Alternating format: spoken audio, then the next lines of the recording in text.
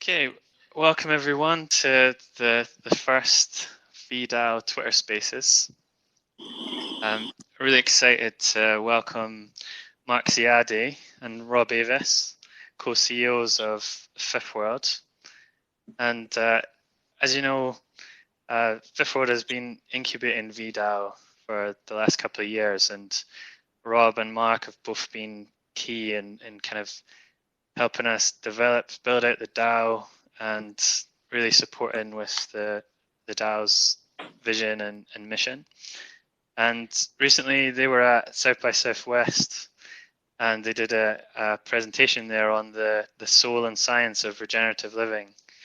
And so they've joined us today on the Twitter Spaces, and we're not going to repeat the same presentation that they did there, but we're going to have a chance to kind of riff off those themes, have a conversation with Marc and Rob, hear a bit from them about their backgrounds and their reasoning and the kind of journey that brought them into the regenerative living space.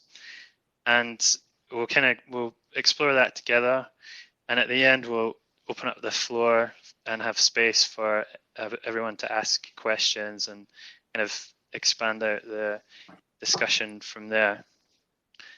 Before we kick off, I'd like to just kind of echo what Ben was saying there about, like, if everyone could retweet about the Twitter Spaces, let's get the word out. Let's share this on Twitter and try and spread the message that we're having this conversation about regenerative living. Cool. So before we dive into the content, let's kick off with some introductions. Like I said, I'm really curious to get into the details about, like, what's motivating Marc and Rob to move into this regenerative living space. And I'd like to come to you first, Marc, for an introduction. And I know that you started off your career in computer science and then moved on to do an MBA, and then went really deep into the crypto industry at an early stage with Consensus. And I'm wondering if you could introduce yourself and let us know, like, what was it that brought you from this crypto world into the regenerative living space? Yeah, absolutely. Hey everyone. If I hope you can hear me well. If you can't, I guess Ben, let me know if this is not going well.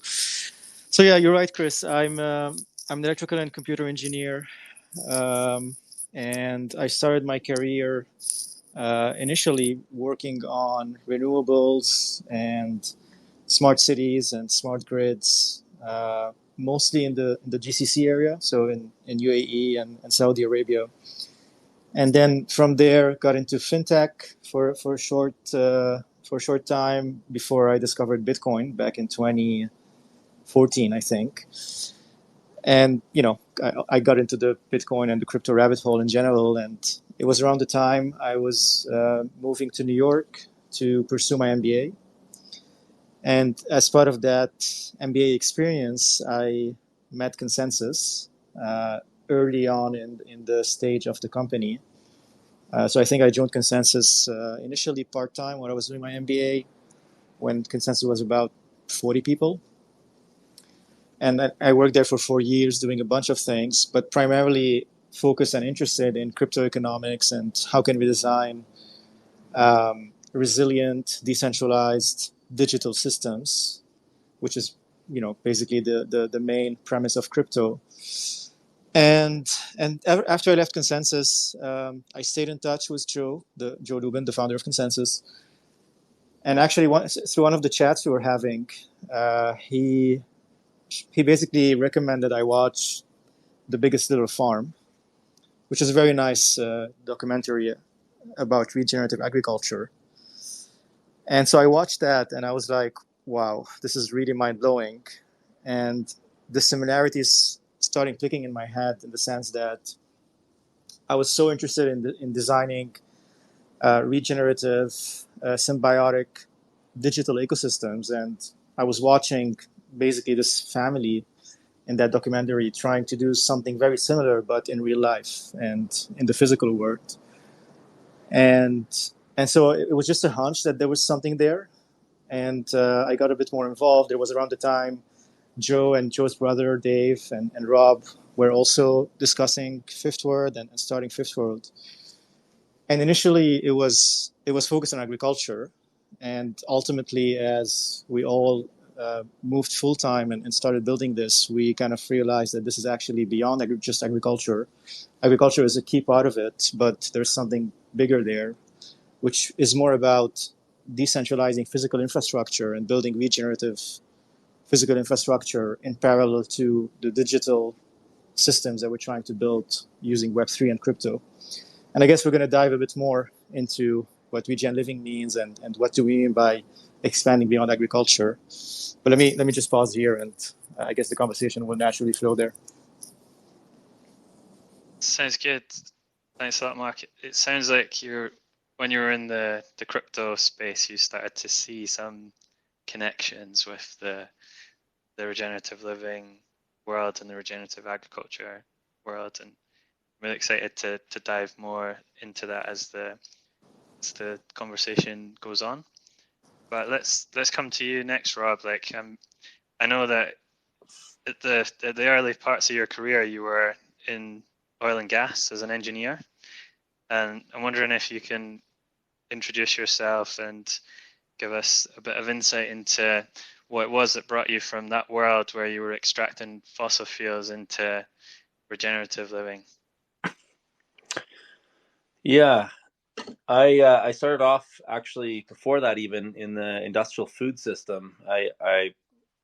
I'm kind of Charlie in the chocolate factory. So I grew up in a 40,000 square foot cake factory. We'd produce 100,000 cakes a day. And then I followed my wife to Calgary and went from the industrial food industry to the industrial energy industry. And I was the guy that would connect the new well, to a facility with a pipeline. I'd even designed the facilities. And I started getting really disenfranchised with the industry uh, for a reason that's maybe counterintuitive, or maybe it becomes intuitive after you start thinking about it a bit. But I had to chop down massive amounts of forest in order to bring most of these pipelines in. And it crushed me internally to bring these forests down. But I couldn't criticize the industry.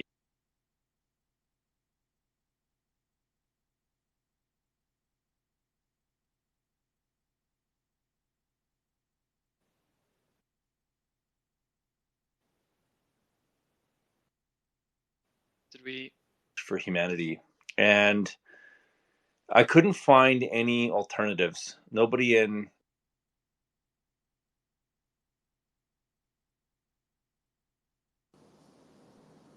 Are we losing Rob, or is it just me?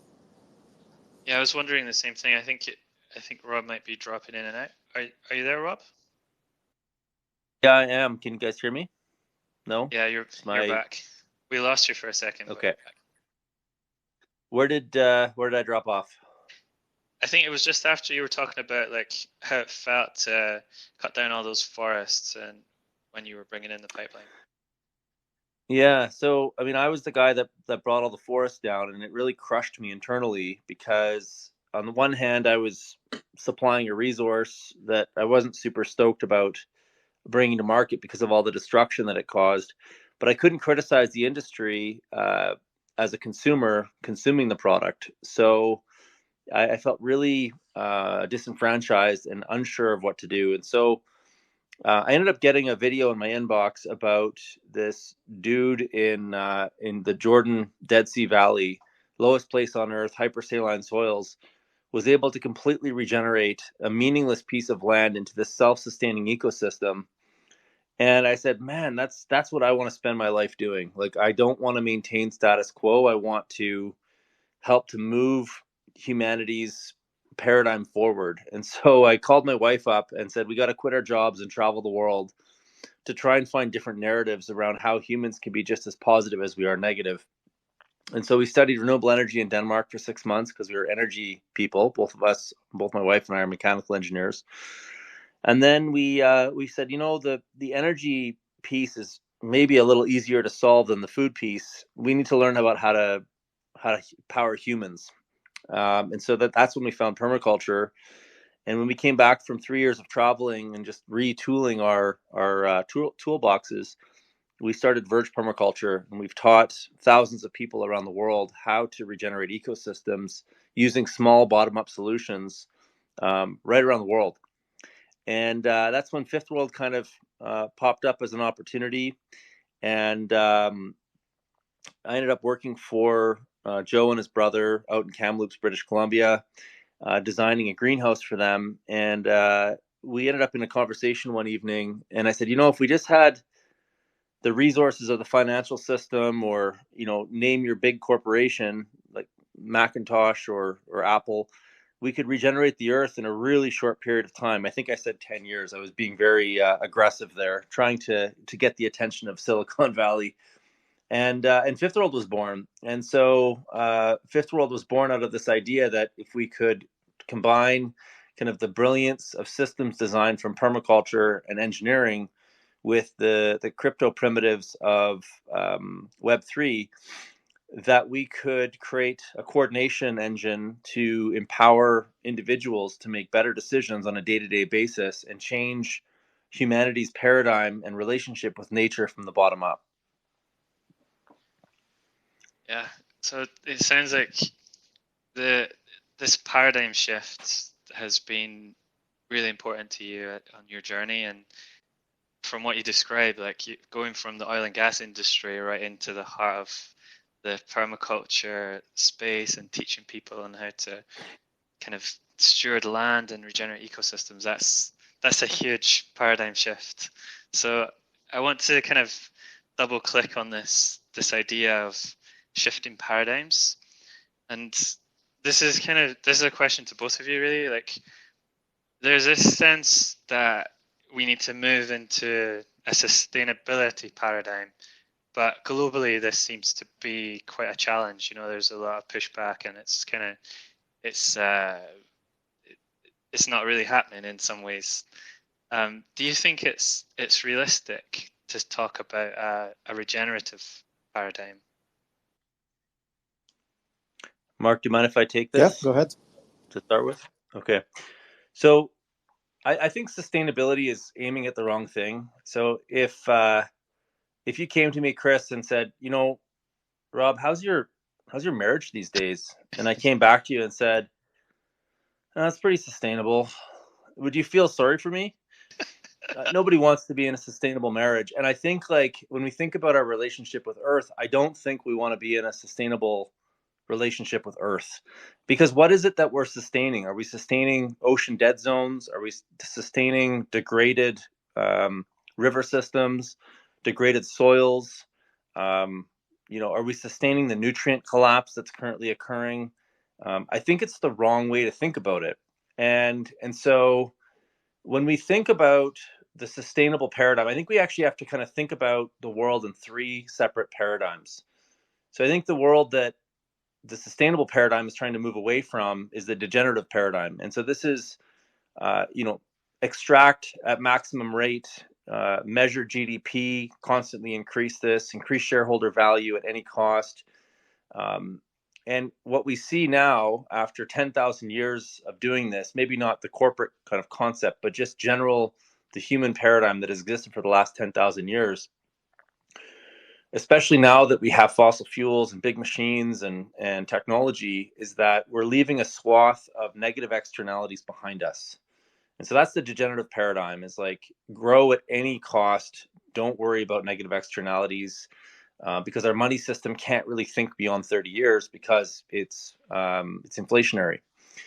The sustainable paradigm is kind of the counter pendulum swing, essentially, from the degenerative paradigm. And probably everybody on this call has never put words to this, but I'm going to say these words and you're going to probably resonate with them.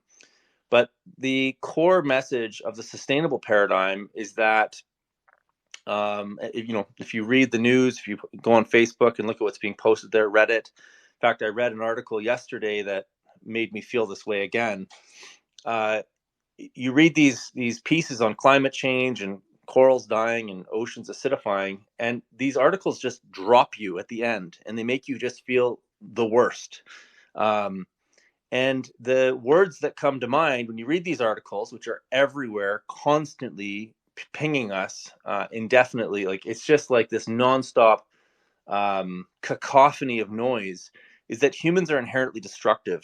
And so, and if you kind of draw that out to its logical conclusion, and you read enough of these articles, the solution of the sustainable paradigm is to get rid of all the humans, because we don't belong to this planet. That's the messaging that's underlying all of those articles. And there's obviously a lot of evidence that we have caused a lot of destruction on this planet. But the regenerative paradigm is quite a bit different, and it acknowledges that humans are actually nature working. So we are of nature. We were of this planet. We were not placed here by an alien species. We're not an invasive species. We are just part of nature. And every species on Earth has intrinsic characteristics. And if you think about a bird is born, and shortly after it's born, it's able to fly. It's part of its genetics. And so I asked myself when my children were young, like, what are humans born to do? What is our intrinsic characteristic on this planet? And we are entropy generators. We create disturbance. We actually create footprints. And everybody's talking about how the footprint is a bad thing. But in fact, if we look at the beaver as an analog, beavers cut down forests, they dam up creeks. It looks really destructive when the beaver is acting, when they're creating disturbance, but a beaver will actually increase background biodiversity by 28 times as a result of their actions. And so when I looked at my children when they were younger, and we had a garden in our backyard, I knew that they were entropy generators, because you can't turn your head before your child destroys your living room, or in our case, they would take Tonka trucks through our gardens and destroy all of the vegetables in our gardening beds. I was like, this is what humans are born to do. They're born to create disturbance. The problem is that we create too much disturbance. And so we haven't figured out as a species the scale of disturbance that actually improves ecosystems around us. And so ecosystems, like humans, are anti-fragile. And when you create volatility, if you do it in the right way, at the right scale, at the right time, in the right place, we can think about humans in terms of like weightlifting. If you lift the right amount of weight at the right frequency, your muscles grow. And so ecosystems are the same thing. And humans are basically the barbells of nature. And so if we force nature to take too much load, we cause destruction. If we create the right amount of load at the right time in the right places, which is what permaculture teaches us to do, we can actually optimize our disturbance pattern on Earth. And so if the most negative thing that humans have ever done on this planet is the nuclear bomb, what's the most positive? Imagine if you kind of took all of the things that are negative in your mind and said, well, what if we actually used that energy, those ideas, our ability to think, our ability to use tools and technology, and we applied it in a way that actually reinforced the fundamental building blocks of nature? What would that look like? And I think that's a really hopeful future to think about. And I've seen this over and over and over again.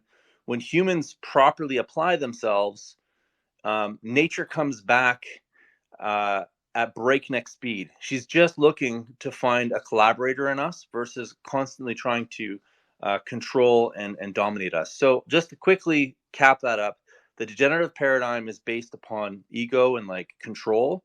The sustainable paradigm is based on guilt and like suffering. And the regenerative paradigm is basically recognizing that we are nature working, and we are part of that system, and we can be just as good as we are bad. We just have to get the design right. And so to add, thanks, Rob. That's actually great. I just want to add a couple of things to this, because there's a strong similarity between thinking about those paradigms from an environmental and nature perspective, but also thinking about them from a financial system and even from a technology perspective. And so I think you already alluded to it a little bit, but the current paradigm we live under is this paradigm of growth. Growth basically solves everything.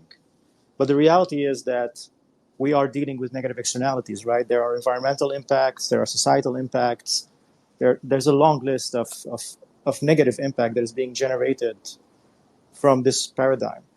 And I'm not saying that this paradigm is wrong. I think we needed to live under this paradigm for a long time, as we were basically evolving and discovering new technologies and how to use them.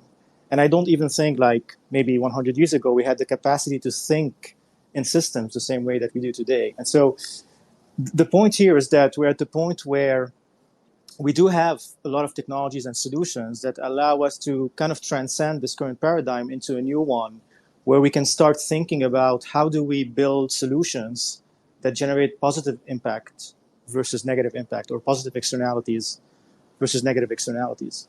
And so the same way, when we say the sustainable paradigm and we ask the question, what are we trying to sustain? Like, Rob mentioned a couple of things there, that ocean zones or land degradation or the long list of environmental issues.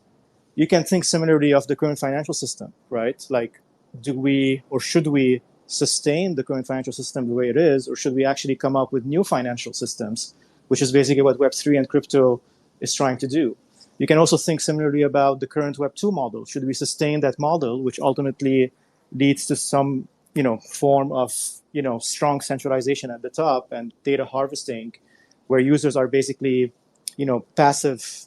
Users are actually the product, right, under those systems.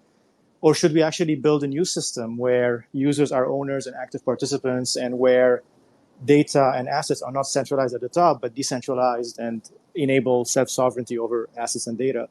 And so it's kind of the similar thinking across the spectrum, right? No matter the industry and no matter the vertical, which is, instead of sustaining and trying to deal with the symptoms of legacy systems, whether in the financial system or the technology space or the environmental space, there is no reason why we can't go back to first principle thinking and think through how can we redesign some of these systems so that we can usher into a more regenerative and positive externality generating paradigm. And at the core of it, it's not really a technology innovation problem. It's actually a coordination problem, or even a mindset problem, because we do have a lot of frameworks, right? If you look at permaculture, you look at regen ag, crypto, obviously, and there's probably a long list of other solutions, even using AI and VR and AR, if they're used in a positive way. We do have a lot of ways to create those solutions that we need to evolve into that paradigm. The question is, how do we coordinate, and how do we enable that, and how do we actually raise awareness to push people to adopt this mindset? And then the other thing that is a little bit kind of another narrative under the current paradigm that we live under, which is this narrative that there is some form of tension between technology and nature, right? So if you're a tech person and you're all about technology and technological innovation, you are probably not very nature friendly, right? And vice versa. If you want to live in harmony with nature, well, there's also this narrative of you have to be low tech and you can't really use tech a lot because tech is, by definition, destructive under this thinking. And what we're saying is, well, that's not actually true. It's kind of a false choice, because you can be high tech. There's a lot of technological solutions, and it's not really about the technological solution. It's really about how you use it. And you can also be what we call high nature. You can partner with nature using technology and really unleash nature's abundance in terms of food and energy and water and shelter and so on and so on. So just wanted to add those, two things to what Rob said. Cool.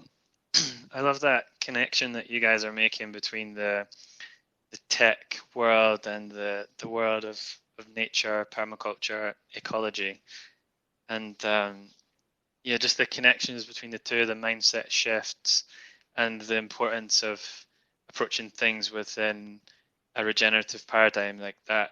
That concept seems like that can be applied to multiple different domains.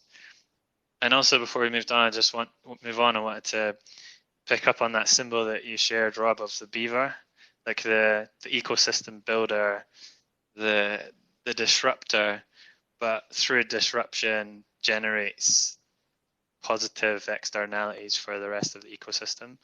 That core ecosystem builder idea is really at the heart of regenerative living, I think, and also like something we've thought a lot about in VDAO. So thanks for sharing your insights there. I'm curious though, just to take this a step further and think about like, okay, so we know what the regenerative paradigm is. Like, how do we move into that paradigm? Like, what do we need to do? What are the key intervention points that we need to be focusing on to bring us into this paradigm at scale? I can take this one, and Rob, I think you probably would chime in. So if you think about, what I just mentioned, right, that we do have a lot of tools and solutions and frameworks to already start building solutions that are regenerative, resilient, and even anti-fragile. So then the question is like, why are we not doing that? And I think there are three main problems, but at the same time, those problems are actual opportunities and intervention points.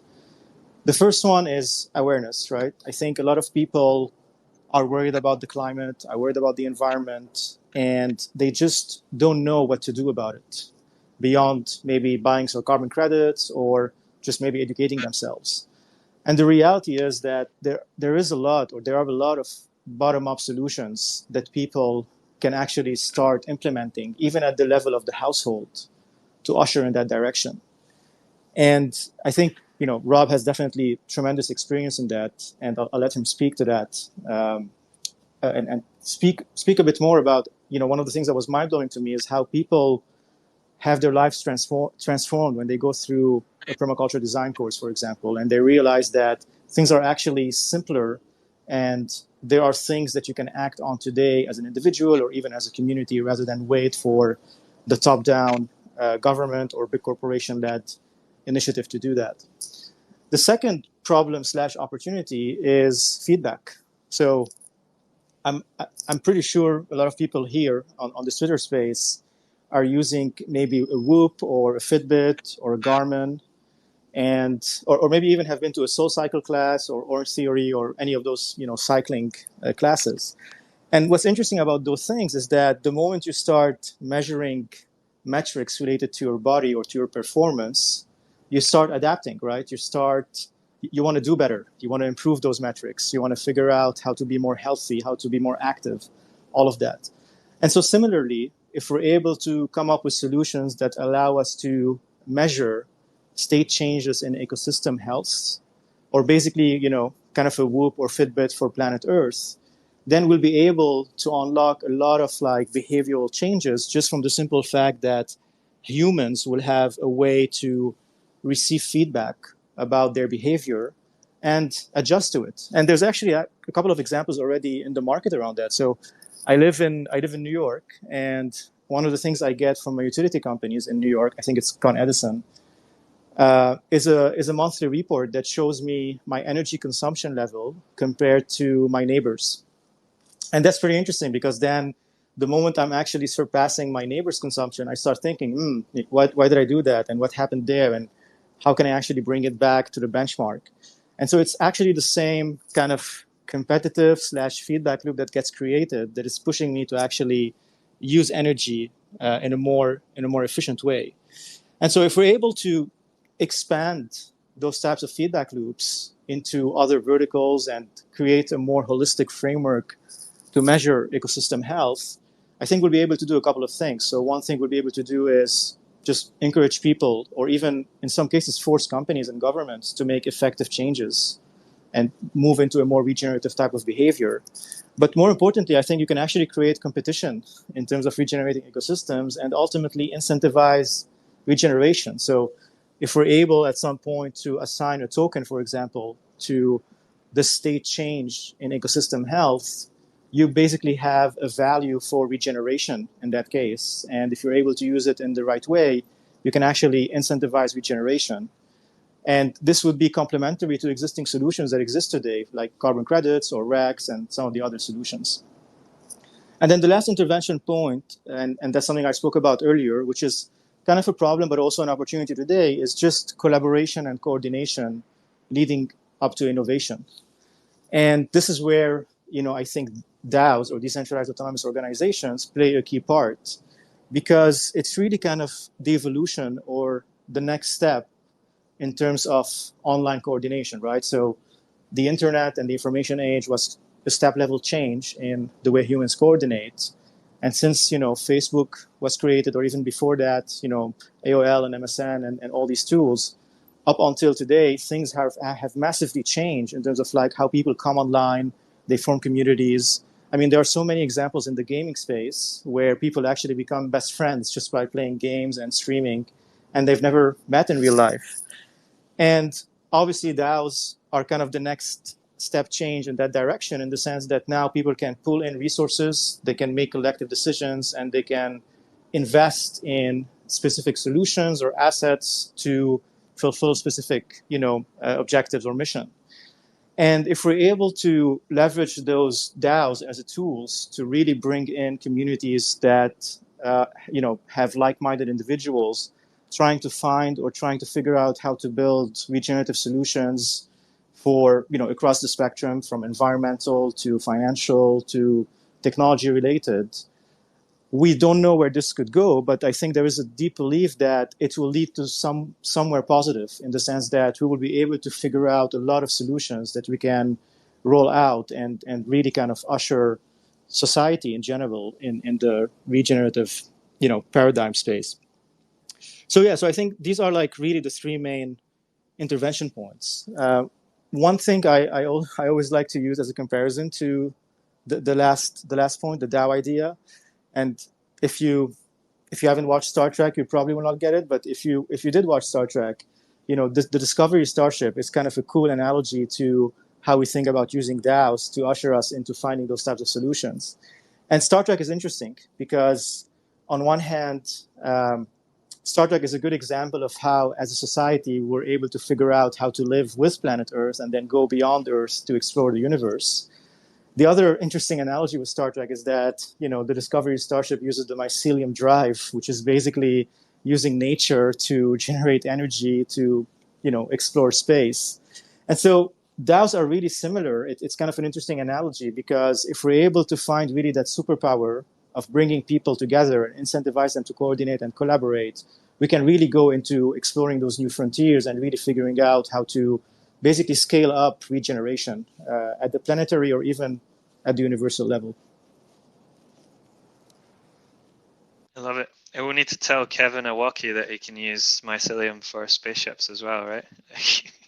Yeah, absolutely. I love the new book from Kevin. I forgot its name. I think it's called Myco-Fi, but basically it's a nice comics book, about mycelium networks, basically, and systems design. Cool. Before we move on, I just wanted to say, if there's anyone who's new to VDAO or visiting the spaces for the first time coming across VDAO, there's two links in the chat that Ben has dropped. We're going to be continuing this kind of conversation within the DAO in Discord. We've got more spaces coming up next month. We've got a lunch and learn happening next week, where we're going to be diving more into this content from more of a kind of educational point of view. So please join us on Discord. The community is growing, and you're all very welcome to come and get involved. Cool. So moving on, we've heard a bit about the regenerative paradigm. We've heard about the connections between the regenerative living space and the crypto space. I'm kind of interested to explore a bit more about, like, I think both of you mentioned earlier about this point about awareness and education. I'm curious, maybe this is one for you, Rob, about the role of education in kind of getting the word out, raising awareness, and educating people around the regenerative living paradigm. Education is super important. I think Danilo Meadows, in her book Thinking Like Systems, talks about it being as one of the most important intervention points in a system. And ultimately, if I think about what Fifth World does and what we're trying to aim at with the VDAO is we're systems designers. And I think the sustainable paradigm, the climate change paradigm, uh, they're really good at, and I totally resonate with or understand the conflict that must exist within them. These people are very concerned about where the planet is going, and so fear is like a very powerful motivator for people. And so by presenting the data that's emerging about our understanding of our planetary systems, planetary boundaries, that's a scary space to be occupying right now, because we're learning so much about how fragile our planet is. Um, the thing that I always question, I guess, is like bees are attracted to honey and not to vinegar. I think that there's a certain amount of knowledge of the problems that are important. Gandhi said that 3/4 of a solution is a proper diagnosis. So I think we've got enough data now. I'm not saying we should stop producing the data, but we've got enough data to kind of diagnose where we stand. And we can clearly see that our legacy systems are not going to serve us for much longer. I think there's enough evidence to indicate that we need to shift. And so what I love about the permaculture design course, that fundamentally completely changed my career orientation. I mean, I live on a farm now. I don't live in a city. I grow most of my own food. I help others to grow their own food. I help others to harvest their own rainwater. I generate my own energy. I mean, you couldn't ask for a bigger paradigm shift in my life than from being an oil and gas engineer, bringing energy through centralized systems, and before that, working in a cake factory, so supporting the centralized food system, to now generating my own food, energy, water, and living within a community of individuals that have a similar ethos. That's like as big of a paradigm shift as most people could imagine. What the PDC does is it allows us to have conversations about the problems, but um, it also, I think, fundamentally solves one of the root cause issues that exists in our society, which is not actually technology. It's not knowledge of how to fix these systems. It's not an understanding of ecology. People are apathetic, not because they're bad people, but because these articles, these fear-based articles that come out, completely disempower individuals, because they think the problems are so huge that we need governments and big corporations to take them on. And so this fundamentally gets to Daniel Schmachtenberger's thesis of the meta crisis, which is that you've got this conflict between a tractor one and a tractor two. A tractor one is libertarian. It's my property. I'll do what I want, which leads to tragedy of the commons. A tractor number two is big problems require big coordination by big government and big corporations, which leads big government eventually, if we look at history over the long arc, leads to tyranny. And a tractor three is like, how do we preserve liberty and freedom, but also allow us to have coordination to be able to come up with solutions from the bottom up? And it ends up being a race, because if we don't figure out how to coordinate in a decentralized way, we're going to end up where we're going, which isn't necessarily the most optimal outcome. And so I'm going to give a couple quotes here from Bill Mollison, who is one of the co-founders of permaculture. Though the problems of the world are increasingly complex, the solutions remain embarrassingly simple. And the second quote is, the greatest change that we need to make is from consumption to production, even if on a small scale in our own gardens. If only 10% of us do this, there is enough for everyone. Hence the futility of revolutionaries who have no gardens, who depend upon the very system they attack, and who produce words and bullets and not food and shelter. And I think we could add to food and shelter data and asset sovereignty. And I'll give an example of what I mean by bottom up versus top down. So if you listen to the top down stuff, we're heading towards a giga famine, which is more than 1 billion people starving simultaneously. And the reason we may end up in a giga famine globally is because we reached peak grain output in 1986 per capita. We're running out of water to operate industrial agriculture, and we generate 7 tons of soil erosion for every ton of grain that is generated in the conventional agricultural system right now. So those are pretty stark statistics. You just need the death of the Ogallala aquifer to basically tip the balance from a food production perspective to put the world into a giga famine. Now let's look at that's a top-down view of the food system, and there's plenty of other black swans that could emerge that could make that even more fragile than what I've just described. But we don't need to talk about that too much more. I think you get the point. So now a bottom-up solution. I got asked a couple of years ago, could we feed the world with the land that we have available to us? And I said, well, I don't know. What assumptions are you making? This was a question that I got asked by a master's student from Sweden. And I said, are you assuming that we're going to keep the front lawn? Are you assuming that we're going to keep golf courses? Are you assuming we're going to have, all of these parks? And he said, well, of course we're going to. And I said, okay, well, it's good to know what your assumptions are. And so I took that assumption and I kind of put it on its head. And I actually figured out how much grass that we grow in the United States. I couldn't find the stats for Canada. And it turns out there's enough lawn in the US. So our primary agricultural output from a United States perspective is actually the front lawn.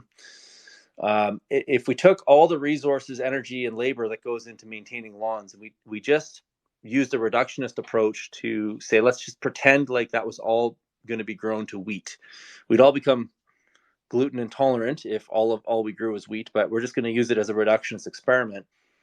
Turns out on the lawn grown in the US, if we just turned it into wheat, we could feed everybody in the US a 2,000 calorie diet per day just on the lawn for 2 years off of one crop. And when you look at the fossil fuel used to maintain those lawns, there's enough fuel used just in the front lawn to drive a Hummer 21,000 times around the planet. So we would save all of that fossil fuel because we'd be operating those properties differently. And I can't remember the statistics on herbicides and pesticides, but those would end if we were growing that food organically. And the reason people would grow it organically on their front lawn is because when you start using herbicides and pesticides on your own food in your backyard, it gets very personal. So there is no food shortage, there is no water shortage, there's no nutrient shortage, and there's no soil shortage. There's literally just a lack of awareness that individuals can have a profound influence on the system when they start making small changes. And then we can take that out a step further. That's the technical, tactical way that we can grow food. The way that we transform people's minds, we had a property in Calgary, 5,000 square feet, not very big.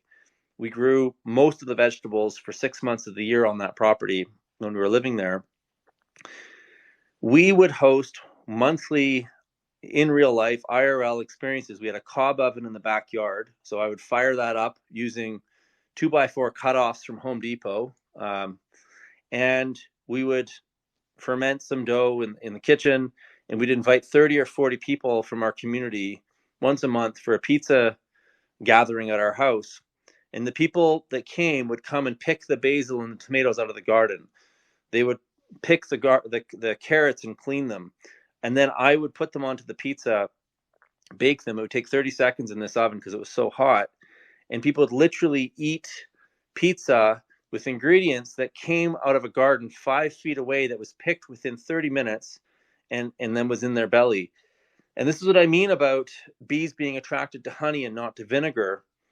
They say the way to a man's heart is through his stomach, but I would say the way to convert somebody that's dealing with eco-depression from the sustainable paradigm, or somebody that's completely committed to the degenerative paradigm, is actually through their stomach. And we can create experiences that show them that it's not about sacrificing and giving up what you had in the past. It's not about running away. So that would be like the degenerative people that are sacrificing to move to this regenerative paradigm. And it's not about creating guilt and feeling sorry for being human on this planet and running away from those problems. It's about moving towards something.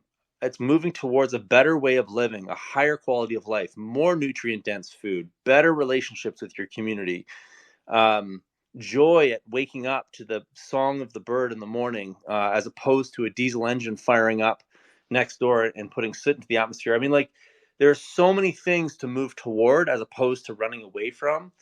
And when you give somebody a visceral experience, and then you partner that with science and data to show them that, yes, your little tiny garden in the backyard actually has an influence on how stormwater is managed in your city, how um, how much, like, every calorie of food right now in the industrial food system takes 20 calories of hydrocarbon to generate, which means that every calorie of food you produce in your backyard is displacing 20 calories of hydrocarbon.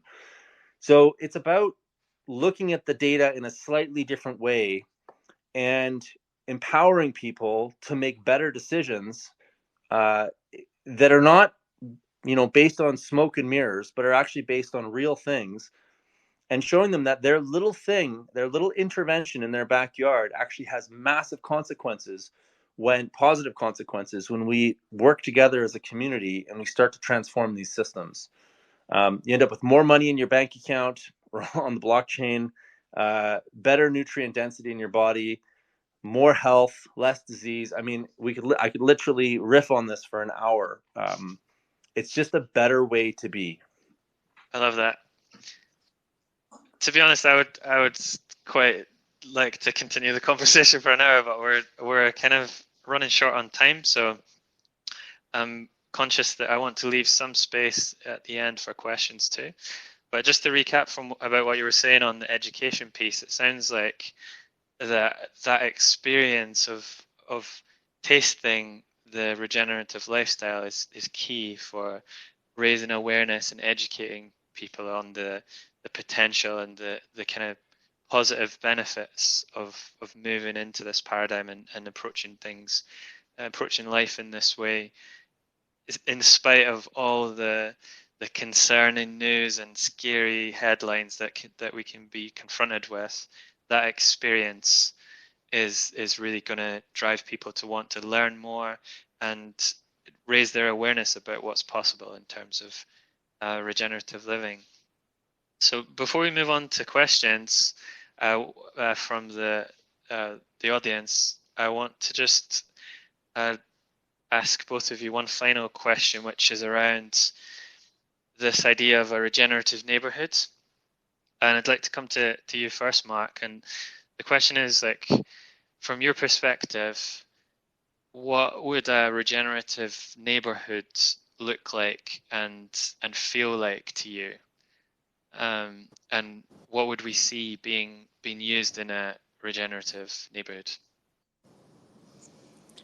Yeah, it's a great question. Actually, before I answer this, I think I want to talk a little bit more about what's a regenerative house, right, or housing, because I think this is the starting point. And Rob already mentioned how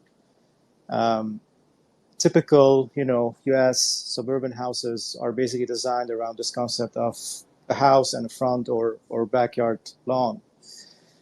And I think if you imagine basically your house not just being a depreciating asset, but basically able to generate your own food because you have a garden or maybe a greenhouse, your own energy because you have solar panels, secure your own water because you have a rainwater harvesting system, even mine, Bitcoin, right, or any cryptocurrency for that matter, because you have your own mining or staking node. And even with that, imagine you can use the heat generated from the mining or from any really kind of data compute or storage system to warm up your house and your greenhouse or your greenhouse. And everything I just mentioned already exists, right? Like, we know there are houses that have solar panels, right? It's pretty obvious. We know we know a lot of examples of people using Bitcoin mining to warm up their houses or even greenhouses. and so on, right? So I'm not saying anything new here. I'm just saying, what if we kind of find a way to integrate all of these things and really redefine how we build our houses into regenerative houses that can secure their own food, water, energy, and even, generate a surplus that can be actually sold or exchanged within the community. And to me, this is kind of the starting point, right, of how you would design a regenerative neighborhood. Because ultimately, if you're able to do this in an affordable way, obviously, maybe the first time or the first couple of times we're going to try this, it will probably be expensive. But then again, electric cars were expensive, when Tesla first started, right? So it's kind of this journey of figuring out how do we integrate them and how do we optimize the cost and ultimately make them affordable and ultimately get them to mainstream adoption is kind of the challenge here. And again, this is a coordination slash mindset problem versus a technological innovation problem. And so if we're able to start there, then we can also start thinking about redesigning our neighborhood or our suburbs in a more regenerative way. So we could design residential and commercial communities around a regen ag or organic farm. We can have a greenhouse as part of the community. We can build co-working or maker spaces for community interactions and collaboration and coordination. And this basically moves us away from the current residential slash commercial paradigm of building houses in a very energy inefficient way, focusing on real estate rather than people, uh, being kind of opposed or working against nature rather than partnering with nature. And really in that scenario, how back in the 70s, I think the status symbol of I guess the middle class or the upper class was actually having a house with a lawn. I think if we move into a direction where the status symbol is actually having a biodiverse, energy efficient, resilient, and even autonomous residential or commercial community, that would be by itself a huge win in terms of ushering us into a regenerative and anti-fragile paradigm. And ultimately, if we're able to get to a place where we have thousands, maybe hundreds of thousands of those neighborhoods or suburbs or villages. And if you think about Web3 and DAOs and you add this coordination layer on top, you're really creating a network then, right? And this is kind of the idea behind building towards a regenerative network state that we talk about as part of the DAO and as part of Fifth Word. I'm conscious of time, so I'm going to pause here and pass it back to you, Chris. Cool. I love that idea, like of replacing the desire to have like a massive big lawn with grass on it, or like maybe even a fake lawn, like we see sometimes these days, with like, yeah, I don't know, like a food forest or like something really regenerative. Like I just find that really inspiring. I think we can probably go over by like 5 to 10 minutes. I'm really curious before we move on to questions, Rob, to hear from you. Like, what would a regenerative neighborhood look like and feel like from your point of view, just briefly? I think I live in one right now in central Alberta. And so basically, it's a group of people that share a series of common ethics, not necessarily all of them, but like we're not trying to create homogeneity, but the community that I live in is very interested in community interdependence, some self-reliance, but we support each other as individuals. We're interested in having control over our water, our energy, our food, which includes gardens, livestock, syntropic agroforestry, food forests, um, passive solar greenhouses. We get together on a regular basis. We call it the Yoford High Table, where we'll have a potluck around a meal. We've got kind of a shared Telegram group, so we are coordinating at a fundamental level. We have a community hall that we steward as a community, and we host concerts, dinner parties there too. We have our own workout group that we get together with and hold each other accountable for. And so ultimately, I was lucky living in the city because as a teacher for the last 15 years, we had, and like for every dollar I had in the bank, I had $10,000 in relationships, which is not a common thing in a city. People usually kind of stick to themselves. With this Netflix generation, we all have our own movie theater and our own gym in our house, and so people can literally go their entire life without having engagement with their neighbors. That wasn't the case for me in Calgary, but I know that that is the case for a lot of people. And so as we kind of move forward and try and ideate what a regen community looks like, I'm imagining individual plots of land, 1 to 5 acres in size, maybe a bit smaller, depends on what people are aiming at, with a house that, I mean, like, I think it's so telling. We just have to look at the word mortgage, which is a French word. And if you break that word apart, it means death pledge. And so our homes are literally enslavement devices that are connected into utilities that constantly cost us until we die. Um, and so imagine the opposite of that, basically. So a house that actually heats itself, powers itself, where all the waste products of gray water and even sewage effluent go into generating better ecosystems around it, just like the beaver, where the house is built out of materials that are healthy, so the indoor air quality is high. And it essentially appreciates in value, but it's you're not working some job in order to pay for this thing that's literally a ball in a chain. The house actually elevates you. And then if we fractal out to the community level, people are collaborating, they're working on projects together, whether it's a commonly held regenerative farm in the middle, where you've got first, right of refusal for that food. And so it's the opposite of what society deems as normal today. It's like a self-reinforcing feedback loop that just makes your life better every step that you take. And not only that, but it partners with nature. And so instead of us trying to minimize our footprint, which is the tagline of the sustainability movement, we're we're acknowledging that we have a footprint. Newton was right. We can't avoid that, but we recognize that we can optimize our footprint. And so every time we put our footprint into the earth, we leave a thriving ecosystem behind us. And so it's moving out of the guilt paradigm and into this paradigm of hope and positivity, with a group of people that share a common vision for the future, which is really the Star Trek analogy that Marc was giving. The last kind of analogy I want to give to you, everybody on the call here, is that I'm a paddler. I canoe. I love canoeing in the summertime with my kids. And when you're canoeing down a river, you have got to be aware of the water hazards. You need to know where the rocks are so you don't destroy your boat. But if you focus on the rocks too much, your boat ends up going in that direction. You need to focus on the pathways that let you navigate that river safely. And so the sustainability movement spends too much time focusing on the hazards and not enough time figuring out the pathways. And what we're aiming at with these villages, with the DAO, with our consulting, with our education, is helping people to see the pathways so they can navigate the river. And we need more brains focusing on those opportunities.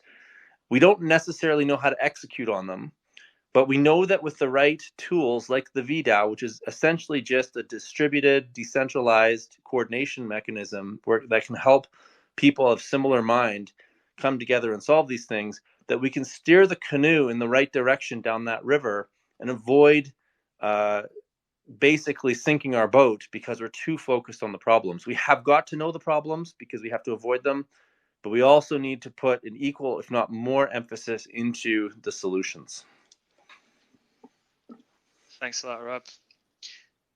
Cool. So let's move on to, just before we wrap things up, to open things out for some questions. We've had 2 questions in the chat since the start of the spaces. They're both for you, Rob. So I'll just package them together, and if you could give us a brief response to both of them, that would be great. The first is from Culture Repair, and they're asking, if you were to return to your job as an oil and gas engineer, how would you apply your last decade's learnings? That's the first question. The second one's from John, and he's just saying that was a great call to action, like moving towards better health and regenerative living. And he's asking, like, are those immediate harvest pizza parties at your place still happening? So if I went back to the oil and gas industry, I'd probably go to a big E&P like Shell or probably Shell, something like that. And they have resources, they're aware of the problems, and they are ready to action on pragmatic things that will actually improve the world. And I think that I could actually have a huge influence there. I'd be excited to go back. I have a much more holistic view of the energy industry now than I did 15 years ago. I'm still dependent upon fossil fuels to drive my vehicle. And I don't see a scenario where we will not be using fossil fuels into the future for quite a while. And that's a whole other 1 hour conversation, maybe even multiple. And I'm not as worried about fossil fuels from a climate change perspective as I once was. I think there's really, really great options within the nature space, within nature-based solutions to ameliorate any of the issues that are being caused there. So I would be pretty stoked about working with a company like Shell to help think through, from a system science bottom-up approach, how to make that operation incredibly regenerative. I think it's absolutely possible to do regenerative oil and gas. So I get excited about that, and that's probably could talk about that for another hour or two. So we do have these parties in where I live. We call them the Oford High Table. There's no cob oven as of yet, but there's lots of rumblings in our community that we have to build 5 or 6 cob ovens at each of our independent houses, and then host pizza parties. I have thought about putting one of these cob ovens at earth ovens at the local community hall. I think it'd be really cool to have like a weekly or monthly pizza party for the whole community. And I love baking pizzas, 30 seconds a piece. And we are talking about at Fifth World creating kind of regen hubs around the world. And because of this question and just reminding me of all the fun time that we've had around those pizza ovens, I think every single hub needs to have a pizza oven in order to kind of jumpstart the creation of that community. So yes and no, we don't have an official pizza oven, but we do still host potlucks. I'm still waiting for my invitation to the Oford High Table. Yeah, maybe the whole of Vida is going to rock up at your place one day, Rob. Sounds good. Let's do it. Cool. So before we wrap up, does anyone want to come forward with any questions for Mark or Rob based on the discussion? Like the floor is open. If you want to come forward, we've got a little bit of time for some questions.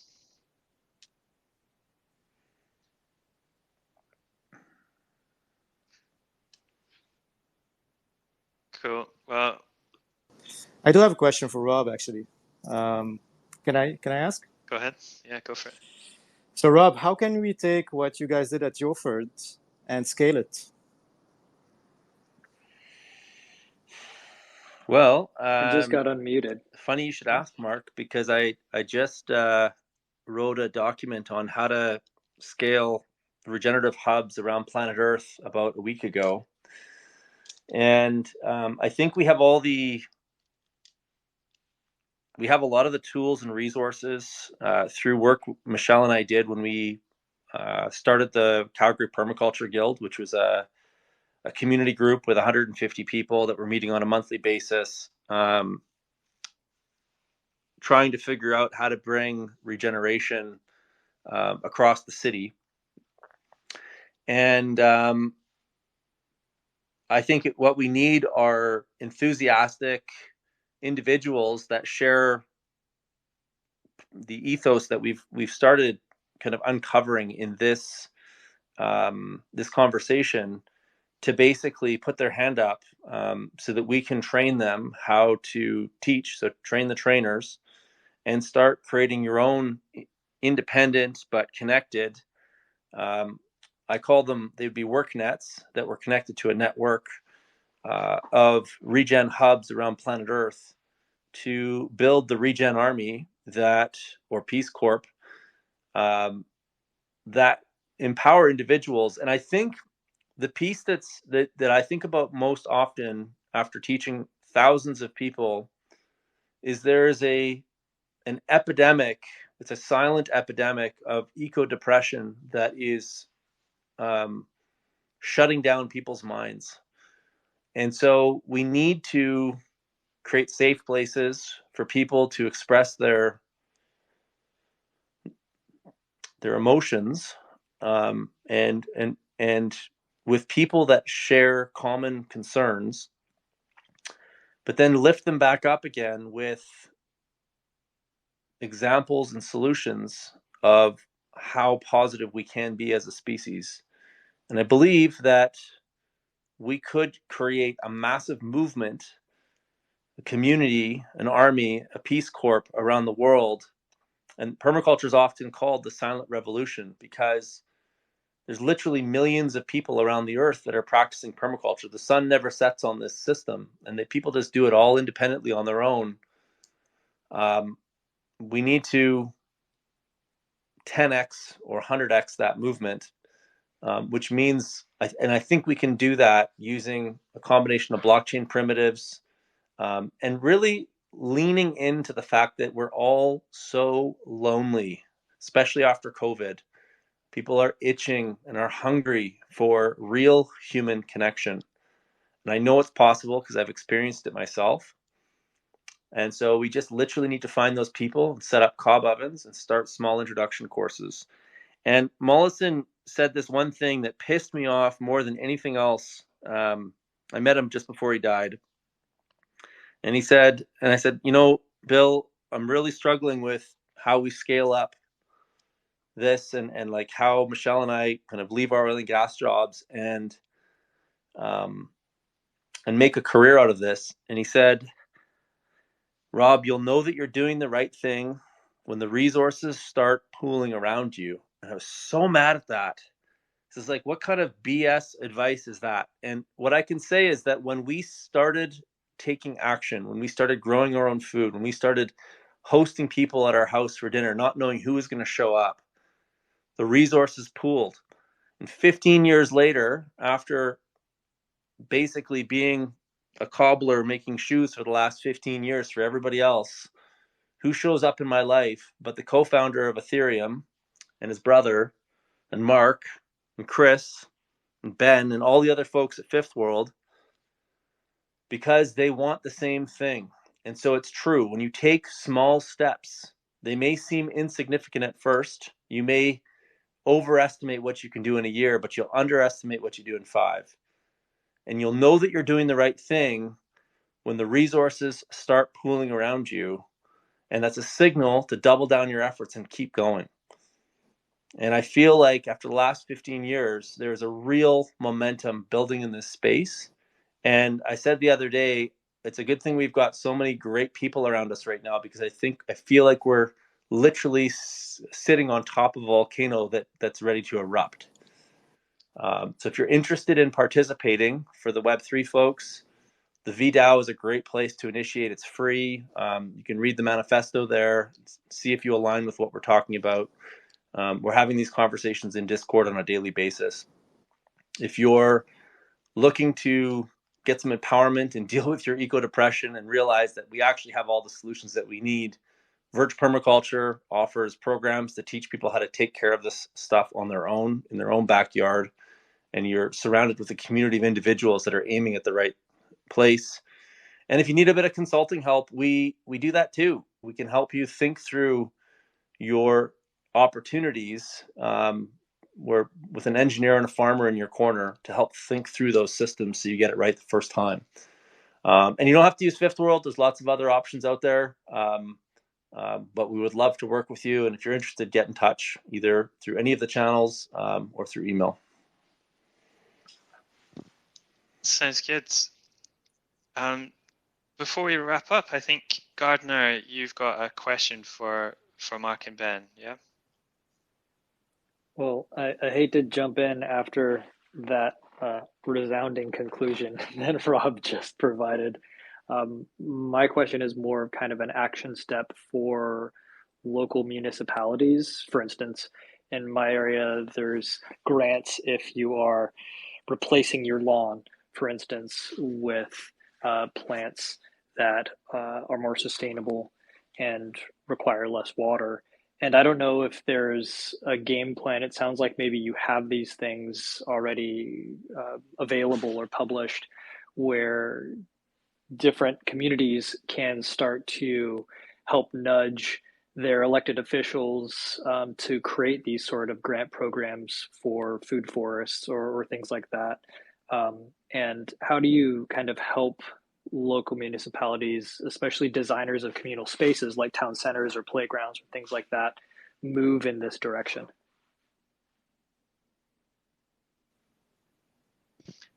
Who wants to take that? Mark, any? Do you want me to? I'm happy to take it, but if Mark, I've spoken a lot, so if you want to speak up, go for it. I got disconnected for a second. Sorry, I didn't get the question. Do you want to take it, Rob, Was just there for an, the sake of... Oh, sorry. Sure. So there's lots of ways to do this, and one of the goals of the Calgary Permaculture Guild was, which we never achieved, but we'd like to kind of try it again, is to start a community group and start getting people together on a monthly basis to talk about these things. And this could tie into the regen hubs that we want to build. But then be strategic about it and name your community group after the political riding that it sits in. And what will happen once you get 100 to 150 people showing up on a monthly basis talking about food forests and backyard chickens and gardens, gray water collection and harvesting, rainwater, passive house, renewable energy, all the stuff that you end up talking about with this eclectic group of hyper optimistic people, is that your politicians will start showing up uninvited, wondering what all these topics are that they have no clue about. And they'll realize that if there's 150 people, male, female, all races, dogs and cats, showing up on a monthly basis talking about topics around regeneration that they don't have a clue about, they'll realize that they face political death if they don't start voting in your favor.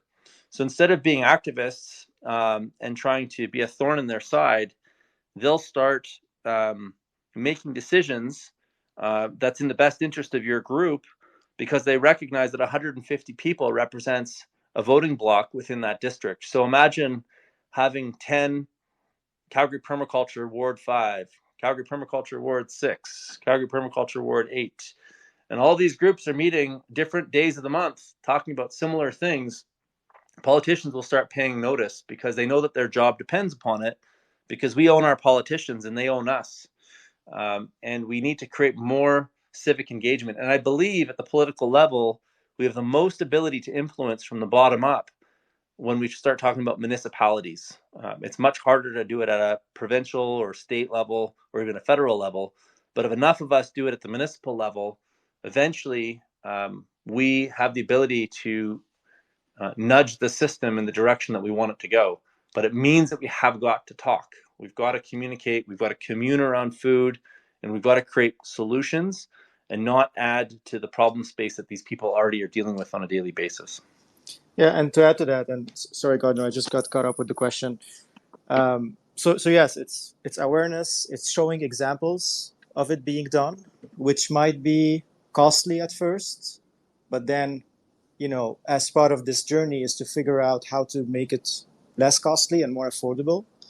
I think it's also leveraging crypto, right? So there is a lot of work on the crypto side by, led through Gitcoin and Giveth and other entities around public funding, and how do we use crypto grants to create real world impact. And so leveraging those types of financial primitives to show examples of how you can actually usher in that direction is another idea.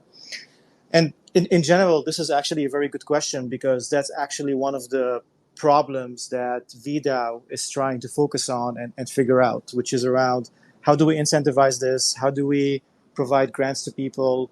How do we tap into the corporate side of things? Because we know a lot of big corporations have a lot of money to allocate towards the climate agenda and the ESG agenda, but instead of allocating them to sustainability and basically trying to preserve where we are and what we currently have, how can we raise awareness so that they can start allocating them towards projects that are regenerative?